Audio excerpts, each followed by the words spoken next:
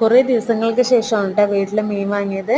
മീൻ വാങ്ങിയതിൻ്റെ മണം കേട്ടത് അപ്പുറത്തെ വീട്ടിലുള്ള പൂച്ചകൾ ഓരോന്നായി ഓടി വരാൻ തുടങ്ങിയിട്ടാ. മീനിൻ്റെ വേസ്റ്റിൽ അവർക്ക് കൊടുത്തപ്പോൾ പൂച്ചയ്ക്ക് ഭയങ്കര ഹാപ്പി ആയിട്ടാ.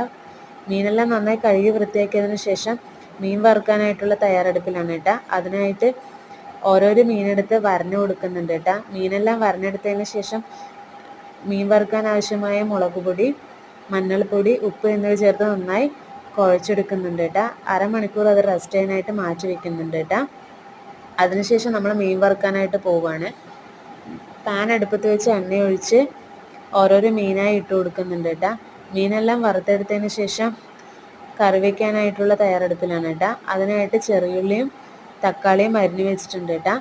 ചീനച്ചട്ടിയിലേക്ക് എണ്ണ ഒഴിച്ച് കടുക് പൊട്ടിച്ചതിന് ശേഷം ചെറിയുള്ളിയും തക്കാളിയും ഇട്ട് കൊടുത്ത് നന്നായി വതക്കിയെടുക്കുന്നുണ്ട് കേട്ടോ. നന്നായി വതങ്ങി വന്നതിന് ശേഷം നമ്മൾ പുളി ഒഴിച്ച് കൊടുക്കുന്നുണ്ട് കേട്ടോ.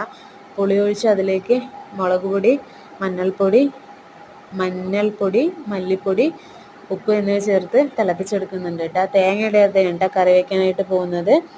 നന്നായി തിളച്ച് കുറുകി വന്നതിന് ശേഷം നമ്മൾ മാറ്റി വെച്ച മീൻ അതിലേക്ക് ഇട്ട് കൊടുക്കുന്നുണ്ട് കേട്ടോ. മീനിട്ട് നന്നായി കുറുകി വന്നതിന് ശേഷം ഇറക്കി വയ്ക്കുന്നുണ്ട് കേട്ടോ. അപ്പം നമ്മുടെ മീൻ കറി റെഡി ആയിട്ടുണ്ട്.